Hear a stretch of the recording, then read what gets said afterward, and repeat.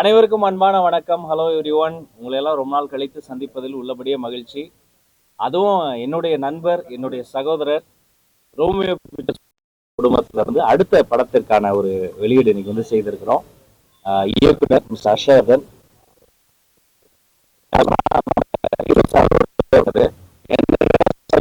ஜனநாயகன்ல work பண்ணாரு, துணிவிலும் work பண்ணாரு.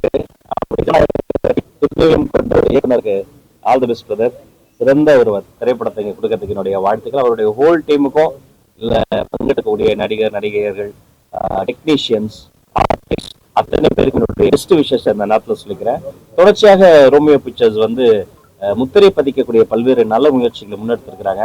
என்னுடைய அருமை நண்பர் சகோதரர் மிஸ்டர் ராகுல் அவர்களுக்கும் அவருடைய டீமுக்கும் இந்த நேரத்தில் என்னுடைய சிறந்த வாழ்த்துக்களை பெஸ்ட் விஷஸை உங்க எல்லார் மூலமாகவும் நான் தெரிவித்துக் கொள்கிறேன். சொல்லுங்க. சென்சார் வாங்கி தானே ரிலீஸ் ஆகணும். சென்சார் கொடுத்தீங்கன்னா ரிலீஸ் பண்ணிடலாம். அதற்கான வேலைகளும் நடந்துட்டு இருக்கு. ஜனநாயகன் திரைப்படம் மட்டும் இல்லைங்க, எந்த ஒரு திரைப்படத்தையுமே அரசியல் காரணங்களுக்காகவோ அப்படி வந்து பண்ண முடியாது. முறைப்படி சட்டப்படி அதற்குரிய அந்த ஒரு சான்றிதழ்லாம் வாங்கி தான் கொண்டு வர முடியும். அதுக்கான வேலை நடந்தது. நடிகர் விஜய் வருமா, முதலமைச்சர் அவர் வந்து நேற்று இன்று நாளைன்னு பிரிச்சுக்கங்க. நேற்று வந்து அவர் வந்து நடிகர் விஜய், இன்று மாண்புமிகு தமிழ்நாடு முதலமைச்சர் விஜய். நாளை வந்து அவருடைய கையில் அது வந்து காலத்தின் கையில் இருக்கிறது. என்ன தீர்ப்பு தர போறாங்க, மக்கள் என்ன ஒழித்து வைத்திருக்கு நமக்கு தெரியாது. எங்களை பொறுத்த வரைக்கும் அவர் இன்று தளபதி, நேற்று இன்று நாளை என்றும் எங்களுடைய பாசத்திற்குரிய தளபதி விஜய்.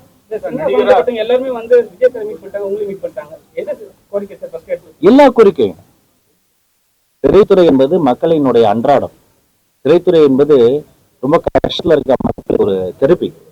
திரைத்துறை என்பது பெரிய தலைவர்களை உருவாக்கிய ஒரு தாய்மடி. எங்க முதலமைச்சர் அங்கிருந்து தானே வந்தாரு.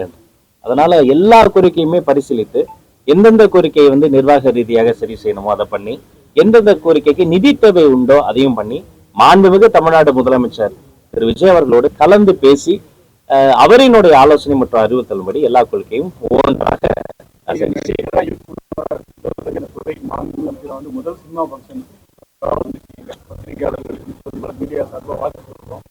நிறைய விஷயங்கள் தியேட்டருக்காரங்க வந்து ஒரு கோரிக்கை வச்சிருக்காங்க. டிக்கெட் விலையை கூட்டணும். 400, 300, 450 அது பார்த்தா கொஞ்சம் பயமா இருக்கு. 450 ரூபா 300 ரூபாய்க்குலாம் இப்போ உள்ள டிக்கெட் வருவாங்களா என்னன்னு அது உங்களுடைய பரிசீலனைகள் இருக்கா? இப்ப மற்ற மாநிலங்கள்னா பாத்தீங்கன்னா ஒவ்வொரு மாநிலத்துல அந்த திரையரங்கத்தை, அதாவது இந்த டிக்கெட் பிரைஸ் வந்து ஏத்திக்கிட்டே வந்துட்டாங்க. டக்குன்னு ஏற்றினா அதுக்கேற்ற மாதிரி அந்த எக்ஸ்பீரியன்ஸை அவங்க மாத்திக்கிட்டே வந்துட்டாங்க. தமிழ்நாடை பொறுத்த வரைக்கும் ஒரு விஷயத்துல ரொம்ப தெளிவா இருக்கும். மக்களுக்கு அது சுமையா மாறிடக்கூடாது. அதே சமயம் அந்த பிளேயர், அதாவது அந்த பர்டிகுலர் தியேட்டர் ஓனர் ஒரு ஐமேக்ஸ் ஸ்கிரீனை வச்சிருக்காங்கன்னு வச்சுக்கோங்களேன். அந்த ஐமேக்ஸ் ஸ்கிரீனை மெயின்டைன் பண்றது சாதாரணமான ஒரு விஷயம் கிடையாது. ஓப்பனேமர் மாதிரி ஒரு திரைப்படத்தை நம்ம வந்து ஐமேக்ஸ்ல பாக்குறோம்னா அதுக்கு ஒரு மெயின்டெனன்ஸ் சார்ஜ் இருக்கு. அதுக்கு வந்து ஆஸ்பெக்ட் ரேஷியோவே மாறும். டெக்னிக்கலா உங்களுக்கு தெரியாத சட்டம் இல்லை. அதனால அதற்குரிய அந்த மாதிரி ஐமேக்ஸ் தியேட்டர்ஸ்க்குலாம் வந்து கொஞ்சம் டிக்கெட் ரேட்டை ஏற்றலாம். அப்புறம் பொதுவாகவே அங்க இருக்கக்கூடிய அந்த ஒரு எக்ஸ்பீரியன்ஸ் என்ஹான்ஸ் பண்ணும்போது லென்ஸ் லைஃப்லாம் இருக்கு, அதெல்லாம் பண்ணும்போது ஏற்றலான்ற ஒரு கோரிக்கை வந்திருக்கு. இரண்டு தரப்பையும், மக்களையும் ரசிகர்களையும் அந்த திரையரங்கு உரிமையாளர்களையும் ஒரு வின்வின் சிச்சுவேஷன் மாதிரி எல்லாத்தையும் கன்சிடர் பண்ணி ஒரு பிரைஸ்க்கு வந்து நம்ம கொண்டு வந்துருக்கோம். முதல்ல வந்து திமுக ஆட்சி இருக்கும் போது 10 ரூபாங்க, அண்ணன் வந்து ஆட்சிக்கு வந்த உடனே 20 ரூபா மாத்திட்டாங்க. சட்டம் கட்டப்படி 20 ரூபா வாங்குறாங்க. அதாவது நடவடிக்கை இருக்குங்களா? இல்ல, ஆட்சி மாற்றம் மட்டும் கிடையாது. ஒவ்வொரு பீரியட்ல அவங்க ஏத்துக்கிட்டே வருவாங்க. அவர்லி பேசிஸ்ல ஏத்துவாங்க, ஸ்நாக்ஸ் பிரைஸ் வந்து ஏத்துவாங்க. இது ஓவரால் வந்து மக்களுக்கு வந்து வாங்கும் திறன் அதிகமானாலும் கூட அங்க பிரைமரி வேலை என்னன்னு பாத்தீங்கன்னா அந்த திரைப்படத்தை ரசிப்பது தான். இவங்க எல்லாம் அதை உருவாக்கத்துக்கு தான் போராடிக்கிட்டு இருக்கிறாங்க. அவர்லாம் லைஃபே பணைய வச்சு இதெல்லாம் பண்ணிட்டு இருக்காங்க. அப்ப அல்டிமேட்டா அந்த எக்ஸ்பீரியன்ஸ் மட்டும் பாதுகாக்கணும், அது மட்டும் கொடுக்கணுங்கிறது, அதுக்கு பிரைஸ் எடுத்துட்டு போடுங்கிறது மட்டும் இல்லாம இவங்கள மாதிரி தயாரிப்பாளர்கள், இயக்குநர்கள், அண்ணா பெருந்தனமே நடிகர்ன்ற நாலாம் சின்ன சின்ன வாத்தியார்கள், போலீஸ் அது மாதிரி சின்ன சின்ன நடிகர்கள், குணச்சித்திர நடிகர்கள், அவங்களுடைய லைஃப்லாமும் நம்ம வந்து பார்க்கணும். அப்போ ஒரு மிடில் பாயிண்ட்ல இருந்தாதான் அது கரெக்டா. ரொம்ப அதிகமா வைக்க கூடாது, ரொம்ப சரி செய்யப்படும். முதல்ல இயக்குனர் சொல்லுவீங்க, இயக்குனர் ஒரு படம் ரிலீஸ் பண்ணீங்க, படம் பண்ணீங்க,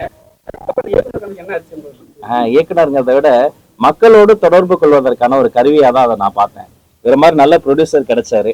அது வந்து இன்னும் கூட நம்ம வந்து நிறைய முயற்சிகள்லாம் நம்ம லைஃப்ல செஞ்சுட்டே இருப்போம். அந்த ஆசைப்பட்டதெல்லாம் செய்து பார்ப்பதற்கு என்னை என்கரேஜ் பண்ணக்கூடிய பேரண்ட்ஸ் கிடைச்சாரு. என் அப்பா கிடைச்சாங்க, என் அம்மா கிடைச்சாங்க. நான் என்ன வேணா பண்ணலாம், கம்ஃபர்ட் ஜோனை விட்டுட்டு லைஃப்ல ஒரு ரிஸ்க் எடுன்னு சொல்லக்கூடிய ஒரு ஃபேமிலி சப்போர்ட் சிஸ்டம் கிடைச்சாங்க. என் ஒய்ஃப், என்னுடைய குழந்தைங்க கிடைச்சாங்க. அதுக்கு மேல நம்ம ட்ரீம்ஸை வாங்க பிரதர், நான் பார்த்துக்கிறேன், என்ன வேணா பண்ணுங்க அவுட்புட் பத்தி கவலை இல்ல, ப்ராசஸ்ல நீங்க நேர்மையா இருக்கீங்க வாங்கன்னு சொல்லக்கூடிய ஒரு மாதிரி மனிதர்கள் எல்லாம் கிடைச்சாங்க. அதான் அதெல்லாம் எக்ஸ்ப்ளோர் பண்ணோம். அந்த வழியில அரசியலுக்கும் நீ வா, நான் பாத்துக்கிறேன், நீ வந்து நில்லு அப்படின்னு ஒரு அண்ணனை போல என்னுடைய முதல்வர் கிடைச்சாரு. அதனால இந்த ஒரு பொறுப்பு, இன்னொரு கூடுதல் பொறுப்பை மக்களோடு தொடர்பு கொள்ளும் ஒரு கருவியா தான் நான் முதல்வருடைய பிறந்த நாள் வந்து ஜூன் 19ஆம் தேதி பிறந்த நாள் பரிசா வருது. தொண்டர்கள் ரசிகர்கள்லாம் ரொம்ப வருது. அந்த நம்பிக்கை நிறைவேறுமா? நீங்க வந்து அவருடைய ரசிகராக, தொண்டராக, நிர்வாகியா, அமைச்சரா என்னன்னு சொல்றீங்க? முதல்வருங்க எக்மோர் ஹாஸ்பிட்டல் என் தொகுதி, நான் பிறந்த அதே ஹாஸ்பிட்டல்ல அப்பா அசிஸ்டன்ட் டைரக்டர். அப்பா வந்து ரொம்ப கஷ்டப்பட்டு பிறந்து ஒரு சாதாரண ஒரு குடும்பத்துல பிறந்து, பின்பு அவருடைய ஒவ்வொரு பர்த்டேக்கும் பார்த்தா ஒரு பெரிய பார்ட்டி த்ரோ பண்றதோ ஃபங்க்ஷன் அப்படிலாம் கிடையாது. அதே போல அரசாங்க ஹாஸ்பிட்டல்ல ஜிஹெச்ல பிறக்கிற அந்த குழந்தைகளுக்கெல்லாம் தங்க மோதிரம் இலவசமா போடுவார். அவரு போட்டுறாரு, அதை பார்த்து அண்ணனுடைய தம்பிகள் நாங்களும் போடுறோம். பல வருஷமா இதான் எங்களுடைய பர்த்டே செலிப்ரேஷன். பிறந்த குழந்தைக்கு தங்க மோதிரம், வளரும் குழந்தைக்கு ரொட்டி பால் முட்டை திட்டம். போய் அந்த குழந்தைகள் இப்ப கூட போனவார் நான் கொடுத்துட்டு வந்தேன் எக்மோர்ல. ஒரு ரொட்டி வாங்கிக்கணும், இவர் ரொட்டி வாங்கிக்குவாரு, இவர் முட்டை வாங்கி பண்ணிப்பாரு, இவர் பால் பிளாஸ்ல எடுத்துட்டு போய் கொடுப்போம். படிக்கும் குழந்தைக்கு படிப்பகம், ஏன்னா வீட்டுல சண்டை போடுவாங்க, சில இடங்கள்ல படிக்கிற அட்மாஸ்பியர் இருக்குது, படிப்பகம். படிப்புல ஜெயிச்சா தளபதி கல்வி விருதுகள் 12.5 மணி நேரம் நான் என் லைஃப்லயே நான் பார்த்ததுல இருப்பாரு. இனி கால குழந்தைகள் நான் எனக்கு வந்து அப்படி முட்டி போட்டுனதுக்கு ஒரு 10-15 நிமிஷம் கழிச்சலாமா 12 மணி நேரம் அவர் நிற்பார். பிறந்த குழந்தைக்கு தங்க, வளரும் குழந்தைக்கு ரொட்டி பால் முட்டை திட்டம், குழந்தைகள் படிக்க படிப்பகம், படிப்புல ஜெயிச்சா தளபதி கல்வி விருதுகள். வாழ்க்கையில் அவங்க வெளில போகும்போது கஷ்டப்பட்டு நம்மளாம நிறைய சுத்தவங்கள ரிப்போர்ட்டர்ஸ் அவங்களுக்காக விஜய் விலைகளா விருந்தகம், இதெல்லாம் மிகப்பெரிய சமூக கொண்டாட்டம். திரைப்படம் என்பது ஒட்டுமொத்தமா இந்த சமூக கொண்டாட்டத்தில் ஈடுபட்டிருக்கிற எல்லாருக்குமான ஒரு பண்டிகை. அவருடைய படம் வெளிவரும் ஒரு பண்டிகை. அந்த பண்டிகையும் வரும்னு நானும் நம்புறேன். சொன்னாங்க இதை பத்தி இல்ல, இப்ப எல்லாமே ஆர்வமா இருக்கிறது ஜூன் 22 அவங்களோட பிறந்த நாளைக்கு வரும்னு சொல்லியிருக்காங்க. உங்ககிட்ட ஏதாவது சொல்லியிருக்காங்களா? இது முதலமைச்சர் அமைச்சர் கிட்ட சொன்னதெல்லாம் நான் எப்படி உங்ககிட்ட சொல்ல, அதெல்லாம் வந்து அப்படி இல்ல, சொல்லக்கூடாதுன்னு ஒண்ணும் இல்ல. இந்த ஒரு படம் மட்டும் இல்ல, எந்த ஒரு சச்சரவும் சிக்கலும் நமக்கு வந்து சிக்கல் கூட மற்றவங்களுக்கு வந்துடக்கூடாதுன்ற கன்சர்ன் எங்களுக்கு இருக்கு.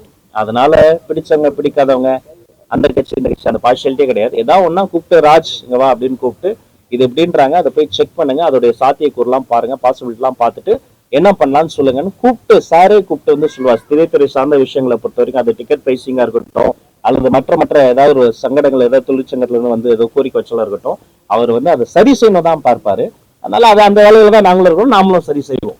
சினிமா தாண்டி இன்னைக்கு பள்ளி எப்ப திறக்க போறாங்க? அப்புறம் வந்து எல்லாம் லேப்டாப்காக எதிர்பார்த்துட்டு இருக்காங்க. இந்த வருடம் நடக்குமா? அது ஜூன் 1 தான் திறக்கணும். ஜூன் 1 திறக்கணும்னு முடிவு பண்ணிட்டோம். அப்புறம் போற இடத்துலாம் எல்லாரும் வந்து குறிப்பா குழந்தைங்கலாம் எனக்கு சோசியல் மீடியாலாம் மெசேஜ் பண்றாங்க, அங்கிள் கொஞ்சம் தள்ளி தரங்க வெயிலா இருக்குனாங்க. அப்புறம் மாண்புமிகு தமிழக முதலமைச்சரை போய் நான் பார்க்க போயிருந்தேன். பார்க்க போயிட்டு உட்காந்து பேசிட்டு இருக்கும்போது பல விஷயங்கள் பேசும்போது அப்படியே உட்காந்துருந்தேன். என்னப்பா அப்படின்னாரு. இல்ல இந்த மாதிரி பசங்களாம் கொஞ்சம் ஸ்கூல்ல தள்ளி திறக்கலாமான்னு கேக்குறாங்க அப்படின்னா.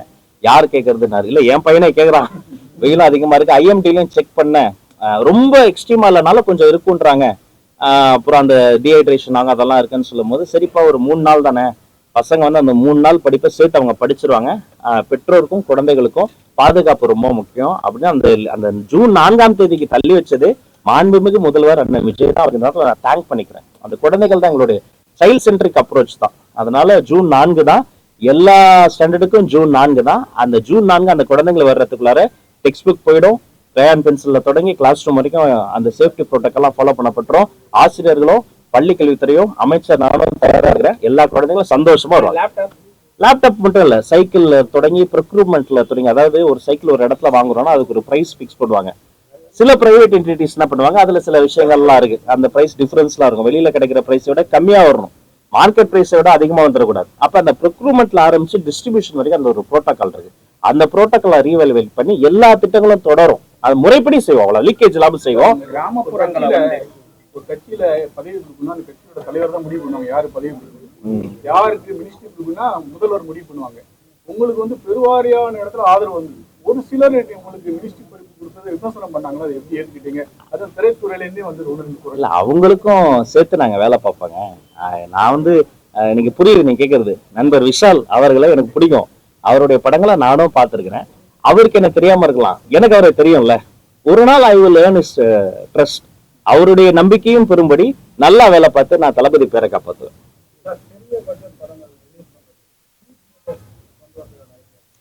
நிறைய வந்திருக்குங்க கோரிக்கைகள். அது மாதிரி இந்த குறிப்பா அந்த குறைந்த பட்ஜெட்டில் வெளியிடப்படக்கூடிய அந்த படங்கள் இருக்கு பாருங்க, அதுக்கு வந்து கடந்த பல ஆண்டுகளாகவே அந்த சப்சிடி கூட சரியா போய் சேரல. அந்த கமிட்டி எல்லாம் நம்ம வந்து ப்ராப்பரா இது வரைக்கும் எதெல்லாம் பெண்டிங் இருக்கோ அதெல்லாம் சரி செய்து ஒரு ப்ராப்பரான ஒரு அறிவிப்பு வந்து வெகு விரைவில் வந்து நம்ம வந்து வெளியிடுவோம். சிறிய குழந்தைகளுக்கு வந்து கம்மியான ரேட் கேக்குறாங்க டிக்கெட் விலை, அது ஆக்சுவலி நடக்குமா? இந்த சின்ன பட்ஜெட் படம்னு சொல்றோம்ல, அது வந்து இண்டஸ்ட்ரிக்கு வேணா சின்ன பட்ஜெட்டா இருக்கலாம், ப்ரொடியூசருக்கு வந்து அதுவும் பெரிய பட்ஜெட் தான். அந்த மாதிரி படங்கள் தான் ஆக்சிஜன், தமிழ் சினிமாவுடைய ஆக்சிஜனே அது மாதிரி படங்கள் தான். ஒரு சின்ன பட்ஜெட் படமா இருந்ததுனால இன்னைக்கு பிரதீப் ரங்கநாதன் ஒரு பெரிய கலைஞர் நம்ம கிடைச்சிருக்காரு. ஒரு 2-3 படங்கள் தான் ஓடுது, மற்ற படங்கள்லாம் ஓடாம நிக்குது. ஏன்னா 130 ரூபாய் 200 ரூபாய் ஆயிடுறதுனால யாரும் உள்ள போக மாட்டாங்க, அதுக்காக கேட்குறோம். இல்ல அதான் இப்போ சின்ன பட்ஜெட் படங்கள் வந்து இப்ப முன்னாடி எல்லாம் 10 ரூபா டிக்கெட்னு ஒண்ணு இருந்தது. ஃபர்ஸ்ட் ஷோல உட்காந்து பெரிய மல்டிபிளெக்ஸ்லயே பார்க்கலாம். உங்களுடைய எதிர்பார்ப்பு எல்லாம் புரியுது. அப்படி எடுத்தோடனே நம்ம அதை சொல்லிட முடியாது. அது ஒரு நிர்வாகம் இருக்கு, புரோட்டோகால் படி எல்லாம் செய்து சிறிய பட்ஜெட் படங்களை ஒருபோதும் கைவிட மாட்டோம். அதுதான் தமிழ் சினிமாவின் ஆக்சிஜன். அவர்களுக்கு நாங்கள் துணை நிற்போம். இந்த படத்தில் வேலை பார்த்த அத்தனை பேருக்கும் வாழ்த்து. எண்ணிக்கை ஸ்டூடெண்ட்ஸ் வந்து ரொம்ப கம்மி ஆயிட்டே இருக்காங்க. இல்லப்பா, நான் திரும்ப சொல்றேன், பிரைவேட் ஸ்கூல்ஸும் கவர்மெண்ட் ஸ்கூல்ஸும் ஒரு பொது புத்தியில ஒரு வேற்றுமை இருக்கு. நெக் டு நெக் தான் இருக்கு. என்ரோல்மெண்ட் ரேஷியோவா இருக்கட்டும், உள்ள படிக்கலாம் இருக்கட்டும். இப்ப கூட நான் ஒரு 4 லட்சம் பசங்க என்ரோல்மெண்ட் டார்கெட் கொடுத்துருக்கேன். அதுல வேலை செய்யறோம். இந்த படத்தில் வேலை பார்த்த அத்தனை பேருக்கும் வாழ்த்துக்கள். நண்பர் ராகுலுக்கு என்னுடைய best wishes. Thank you so much. ஒரு குரூப் பிக்சர்